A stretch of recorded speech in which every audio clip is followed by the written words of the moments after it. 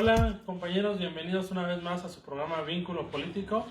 Estoy esta semana de nuevo con mi tocayo, acompañándonos con un tema un poco más delicado, pero que sigue siendo muy interesante en lo que va en el primer gobierno de López Obrador, que es la economía. Hay mucho que hablar de esto, tocayo, pero como siempre vamos a tratar de ser muy concretos. Así es, bienvenidos al Vínculo Político, programa que se transmite a través de la página de Facebook Vínculo Social y Trabajo Académico. Es un tema muy polémico porque ya se habla de la recesión, ya se está hablando de que van 3 trimestres en donde no se da crecimiento económico o se da por muy debajo del 1%, 0.1, 0.2, depende de las estadísticas que uno quiera ver, pero tal cual ya se empieza a hablar de la recesión en el primer año de gobierno del presidente López Obrador. Así es, mi tocayo.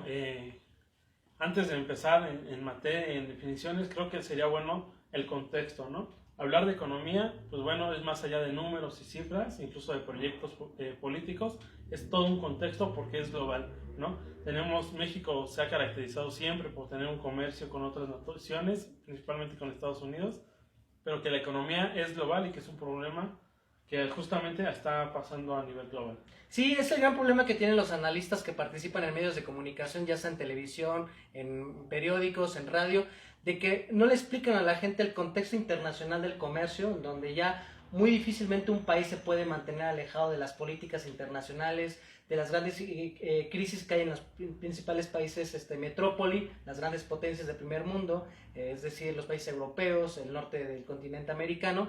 Y si uno no explica esto, va a pensar que nada más con la llegada de un gobierno local es donde ya pues, empieza a haber problemas en la economía. Obviamente influye mucho el papel que se tiene como gobernante de un país, pero si uno no entiende el contexto de las relaciones geoeconómicas, de las relaciones financieras y sobre todo el bajo nivel productivo que hay en las principales potencias globales y la baja que ha tenido la venta de materias primas, uno no va a poder entender por qué hemos crecido a 0.1, 0.2. Así es, tocayo, y parece que hasta los analistas que salen en la televisión y en la radio lo hacen a propósito, ¿no? Desalentando y tratando de minar incluso el proyecto de nación del nuevo presidente y queriendo hacer como una psicosis colectiva sobre la gran recesión, que en México hemos sufrido bastantes crisis financieras, que han sido devaluaciones duras y que el mexicano siempre vive con ese temor, ¿no? Pero qué bueno que ya hablamos un poco de que el contexto es internacional.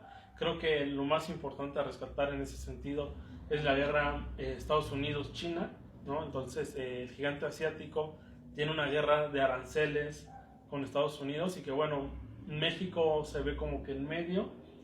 Podría ser una oportunidad para México para negociar más tratados con esos ambos países. Sin embargo, también tenemos el antecedente de del arancel que quería subir Donald Trump al acero mexicano, con la cuestión de detener a los migrantes, que eso también fue todo un escándalo en su momento. Y bueno, básicamente yo creo que esos dos puntos enmarcan mucho la situación económica actual. Sí, algo que hay que decir a nuestros amigos que nos están viendo a través de la comodidad de su teléfono celular o su computadora es, número uno, ¿cuál ha sido el índice de crecimiento de los países de América Latina? La principal potencia latinoamericana, Brasil, solamente va a crecer al 0.8%, de acuerdo a muchos especialistas. México va a crecer del 0.1 al 0.3%, y así el promedio está en cada una de las economías. Si se dan cuenta, por ejemplo, lo que está pasando en Argentina, gran parte de la explicación de la caída del gobierno de Macri es no han podido retener la caída del precio del peso argentino en comparación del dólar estadounidense. Entonces, esto hay que entenderlo muy bien porque también si nos vamos a ver a qué pasa en países como Alemania, también ya están reportando que van a tener o recesión o crecimiento económico muy bajo. ¿Qué pasa en Estados Unidos? En Estados Unidos llegó un hombre como Donald Trump que trae un proteccionismo económico en donde trata de proteger a la industria nacional, hacer que muchas empresas saquen su modelo de producción de países latinoamericanos o de asiáticos y que regresen a instalarse otra vez en Estados Unidos.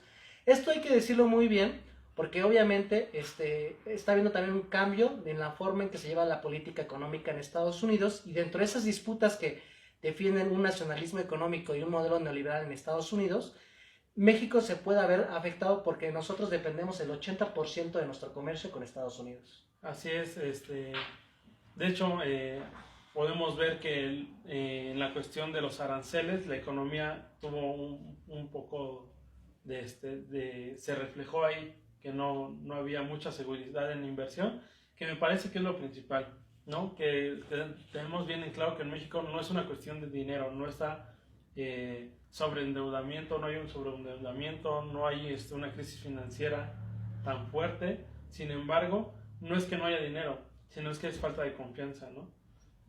El atraso del TEMEC y de todas estas cuestiones del tratado con Estados Unidos y de la dependencia tan dura que tenemos hacia Estados Unidos nos ha llevado a que la inversión esté, pero no esté activa, no se ha puesto del todo, los empresarios no han puesto toda su inversión a trabajar, también porque hay una desconfianza en el nuevo gobierno, habrá que decirlo, con la cuestión del nuevo aeropuerto, con la cancelación del oleoducto del grupo Carso, también todo eso que se canceló, los empresarios tuvieron cierta incertidumbre para ver si invertían o no, ¿no? Y siempre el clásico miedo de que van a alejar las inversiones. Sin embargo, hasta este momento creo que se ha podido ver que López Obrador ha tenido un trato muy, muy cercano a los empresarios y no es tan problemático como se llegó a decir en su momento. Sí, la cancelación del aeropuerto fue una movida política que hizo el presidente López Obrador para mandar un mensaje a esta élite en donde les dice: yo tengo el poder ejecutivo federal, soy el representante del Estado mexicano y como ejecutivo yo les voy a mandar la señal que ya no van a poder tratar como chacho, como subordinado al titular del Ejecutivo Federal. El mensaje que dio López Obrador desde el punto de vista fue político a los empresarios, mandándole a entender de que ya no va a haber el mismo nivel de control político de la clase empresarial élite hacia el Ejecutivo Federal. Obviamente también va la parte técnica de que el antiguo lago de Texcoco es una zona sumamente pantanosa, poco apta para la construcción pesada. Sí, los casos de corrupción que se dieron. Pero en sí la corrupción fue el mensaje político. Pero también otra cosa que hay que decir es que siempre que hay cambios en el modelo político, lleva a haber una actitud empresarial, por lo menos de los grandes capitales, de prudencia. Hay que recordar que en el año 2000, cuando entró Vicente Fox a la presidencia de la República, cuando se acabó 72 años de hegemonía del PRI, el primer año de crecimiento económico de Vicente Fox fue de 0.8%. Es decir, los capitales estuvieron al pendiente para ver cuál iba a ser la política fiscal, la política económica y la línea de la directriz que iba a tomar el Ejecutivo Federal. Entonces, es algo que también hay que explicar a las personas, porque obviamente los capitales dentro de la estrategia política pensaban que si en caso de que ganara Anaya o ganaba Mitt, iba a haber continuidad con lo que fue el gobierno de Peña, el gobierno de Calderón, de Vicente Fox, de Cedillo, pero algo que no te dicen los especialistas de los medios tradicionales es de que tuvimos crecimiento de promedio de 2% durante periodos neoliberales, pero prácticamente todos, todos los años fueron del 2%. Pero a diferencia de la política fiscal que tiene el presidente López Obrador de cuidar el gasto público y evitar la corrupción lo más que se pueda, durante estos últimos 3 periodos la deuda creció de manera exorbitante, que ahora el gobierno de López Obrador y los siguientes presidentes y los ciudadanos obviamente van a tener que pagar. Por ejemplo, Vicente Fox dejó una deuda, tanto a nivel interno como a nivel internacional, de poco más de 2 billones de dólares. Ya con Calderón, esa deuda aumentó a 5 y ya con Peña Nieto aumentó a 10. Entonces, si uno se pone a pensar de que tuvimos un magro crecimiento de 2% anual en promedio en estos últimos sexenios, pero se está adquiriendo deuda, nosotros como generaciones nos vemos obligados a pagar fuertes intereses de esa deuda. Y obviamente ese dinero que se paga en deuda ya no se va a invertir en obra pública, en becas, en programas sociales, en construcción de hospitales, escuelas. Entonces ese es un gran problema, Iván. Es un gran problema, mi tocayo, porque en efecto todo ese dinero se dejaba de ir a las arcas de la nación y del pueblo y se iba a pagar deudas particulares, ¿no? Básicamente. Algo rescatable también, y qué bueno que lo mencionas, es que en los años anteriores la economía no era tan brillante como parecía ser, ¿no? Entonces, tenemos que Andrés Manuel llega con una inflación de por ahí del 4%, ya bajó al 3% y se proyecta que siga bajando, ¿no? Que la inflación la podemos entender como el precio mantenido de los productos y servicios. Sin embargo, también tenemos que recalcar que un logro de Andrés Manuel ha sido el régimen fiscal, que ha tenido mayor recuperación, mayor capacidad de gasto público sin aumentar directamente el precio de del impuesto. Porque ya no condona impuestos a los grandes capitales. De hecho, eso fue uno de sus méritos y habrá que reconocerlo. Se acabó esa cuestión y, como lo dices, es una línea política económica. Así es. Sí, también otra cosa que hay que decirle al público, en Estados Unidos la coyuntura política está obligando al presidente Donald Trump a tomar políticas en donde va a evitar a toda costa que la crisis económica le explote antes del proceso de reelección que él quiere volver a ocupar la presidencia de Estados Unidos, y obviamente los demócratas quieren que explote antes para que eso sea para beneficio del candidato que van a postular para la elección del 2020. Entonces, en Estados Unidos se está dando un fenómeno de que tanto demócratas como republicanos, unos quieren hacer que explote antes la crisis, otros que no explote, pero es algo inevitable. Entonces, ustedes deben estar conscientes de que este es un proceso global. La última crisis económica que tuvimos a nivel global fue en el 2008. Así es. Y eso fue un efecto dominó en toda la economía, porque ya vimos que todo está interconectado ahora en términos de la economía global. Entonces, si ustedes analizan teóricamente cada cuánto hay crisis en el capitalismo, se van a dar cuenta de que son periodos de entre 8 a 10 años. Y si hacen cuentas, se van a dar cuenta que otra vez ya pasó ese periodo de tiempo y el modelo se tiene que volver a renovar, y otra vez va a haber participación de los estados, rescates bancarios, recorte en políticas públicas, en programas sociales. Entonces, eso es algo que hay que decirle al público que lo ve, que lo investigue. O sea, las crisis constantes del capitalismo, por ejemplo, en el caso del 2008 fue una crisis inmobiliaria. Así es. Se sufrió en España. Así es, en España, en Grecia, en Portugal, en muchos países de América Latina. Entonces, ahora la crisis que tenemos, por ejemplo, es la baja de las materias primas, la imposición de aranceles por parte de países, y sobre todo que empieza a haber ya una manera abierta guerras comerciales, ¿no? Sí, que podríamos especular si es una guerra previa, una guerra militar, no lo sé. Pero en todo caso, México queda una vez más bailando al son que le tocan las grandes capitales, principalmente Estados Unidos, y que bueno, podrían hundir a este país por cuestiones políticas, y Estados Unidos simplemente se lavaría las manos, ¿no?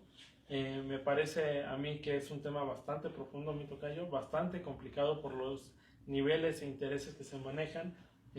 También había mucho sobre la inseguridad.